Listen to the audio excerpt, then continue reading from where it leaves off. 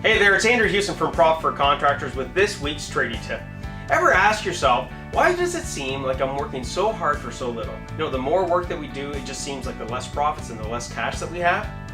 Well, today I want to show you how it has a lot to do with the different types of work that you do. I'm going to show you in minutes what it is and how it can be the difference between your business paying for your freedom or making you work less for nothing. Stay tuned and keep it rolling. So what's the biggest difference you need to know between the different types of work that you do? Drum roll, profits. You know, that's the biggest difference you need to see is profits. You know, I believe that profits are so important that it's the core reason I called my company Profit for Contractors. Here's why. We need to get your contracting business to be your vehicle that pays for your freedom.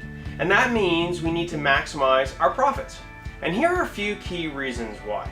You know, number one, the more profits we make, the more we can pay other people to do the things that are below our pay grade. Seriously.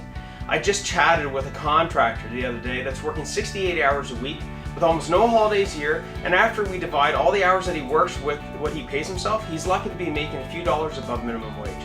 And the worst part is his team, who gets to go home at night, have their weekends, and way less stress, are making more. As a matter of fact, he's the least paid person in the company. I don't know if that's you, but let's think about this. That's got to change.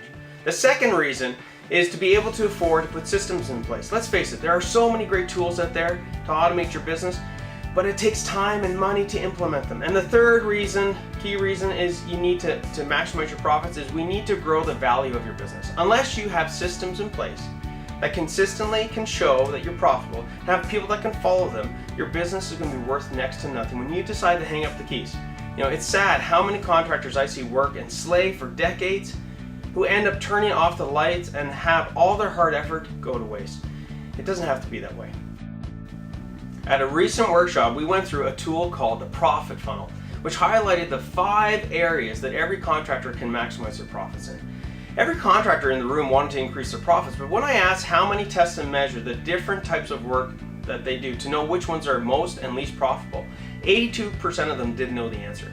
So let's put this into reality using some examples. Let's say you do residential, industrial, and commercial work, okay?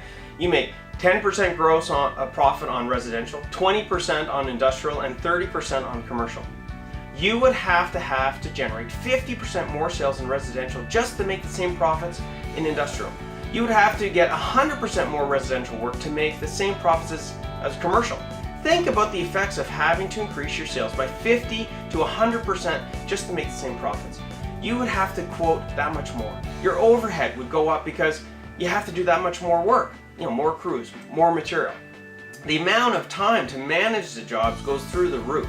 More work typically means more callbacks, right? And your cash flow, it tanks because, as we know, you have to pay for your material and pay for your guys well before you get paid, right? It sucks, but that's the reality.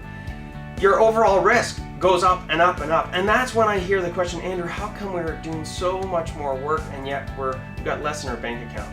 Well, this is one of the core reasons. Not getting control of this can put you out of business, seriously.